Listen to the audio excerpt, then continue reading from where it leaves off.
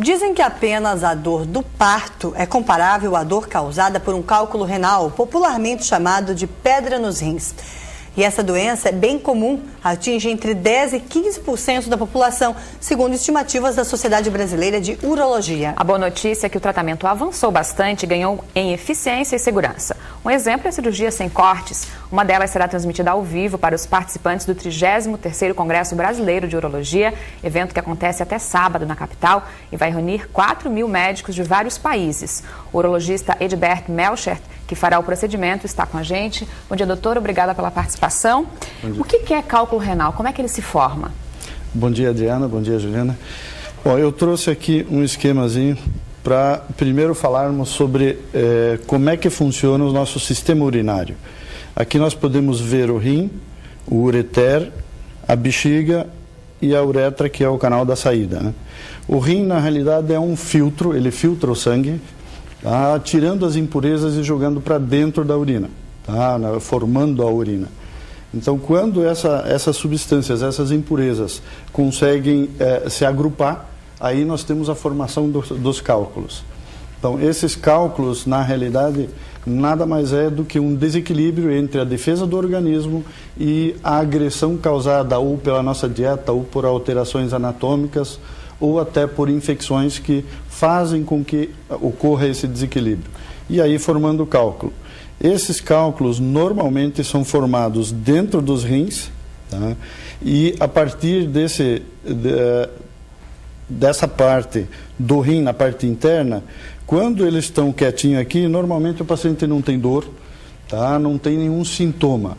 Por isso que, aquilo que você falou, 10% a 15% das pessoas têm cálculos, mas nem todos têm sintomas.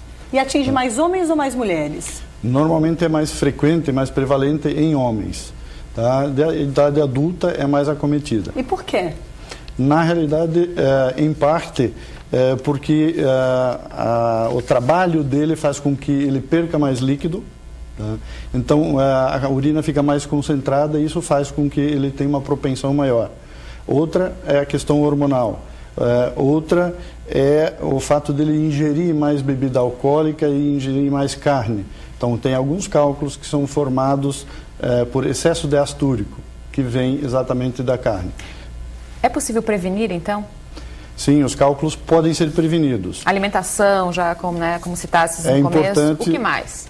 Na realidade, assim, o maior fator que faz com que a pessoa diminua o risco de ter cálculo, tá? Tem vários fatores envolvidos, tem um fator genético, tem um fator da alimentação, mas principalmente a pouca hidratação. Se a pessoa toma pouco líquido, a urina vai estar mais concentrada e tem uma maior chance de vir os cristais a se agruparem e formarem os cálculos. A gente citou aqui a questão da cirurgia, mas antes de chegar lá, sim, existe tratamento? Há como evitar um procedimento cirúrgico, por exemplo? Mesmo que ele seja menos invasivo hoje em dia, né? Mas quais são os tratamentos existentes? Sim, na realidade, assim, o tratamento cirúrgico seria o último estágio de um tratamento da litíase. Inicialmente, todo paciente que tem história na família de cálculo, ele deve procurar um profissional habilitado para fazer essa investigação. E aí pode ser interferido, quer dizer, aumentando os fatores de defesa dele, estimulando ele a ingerir mais líquido. E cálculos pequenos, tá, normalmente menores do que 5 milímetros, eles podem ser eliminados espontaneamente. Então, nem todo cálculo precisa ser operado. Tá? Ele pode ser tratado com medicamentos e ser eliminado. Mas esse pequeno que pode ser eliminado sem tanta dor ou sem dor nenhuma, ele pode retornar? A pessoa pode voltar a ter cálculo renal? Na realidade, isso? Estatisticamente, quem teve um cálculo, ele vai ter 60% de chance de ter um próximo em 5 anos. Tá? Então, na realidade, porque é uma doença sistêmica. O cálculo, na realidade, é a consequência do problema dele. Tá? Pode vir a ser um problema se não tratado adequadamente, mas ele é a consequência de um problema do desequilíbrio entre a defesa e a agressão que está sendo causada. E o tratamento é duradouro? Quanto tempo o paciente precisa usar a medicação?